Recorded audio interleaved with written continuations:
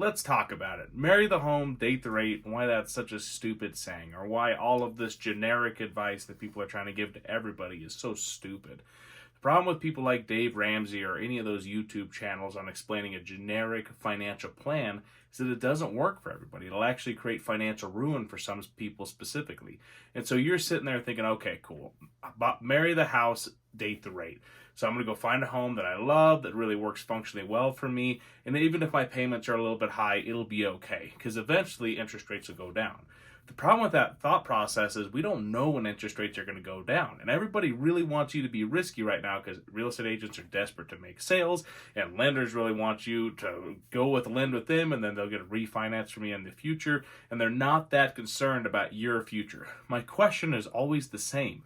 What happens if interest rates don't go down and you buy a big fancy house that you can't necessarily afford? Then you're going to go into foreclosure, and it's going to cause a big old huge problem that's going to put you in a hole, but your real estate agent still got paid and the lender still got paid. So marry the house, date the rate is stupid. You know what you should be more focused on? Is right now a good time for you to buy a house?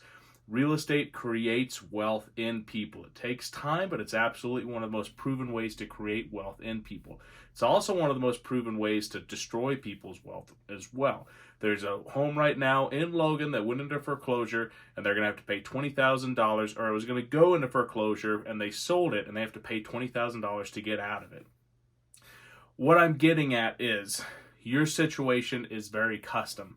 So find a real estate agent that can advise you on your very specific situation and be able to not tell you what to do, but to advise you on the different options that you may possibly have. It's not your real estate agent or a lender or some dumb YouTuber that's going to tell you if you should or shouldn't buy a house. It's going to be you deciding if it's the right time for you to move your family into a home, to start creating it as a wealth building activity or whatever and whatnot. And quite possibly right now, it's not. So don't feel like you have to. Understand everything. Ask the right questions, and I hope you're doing well. Bye-bye now.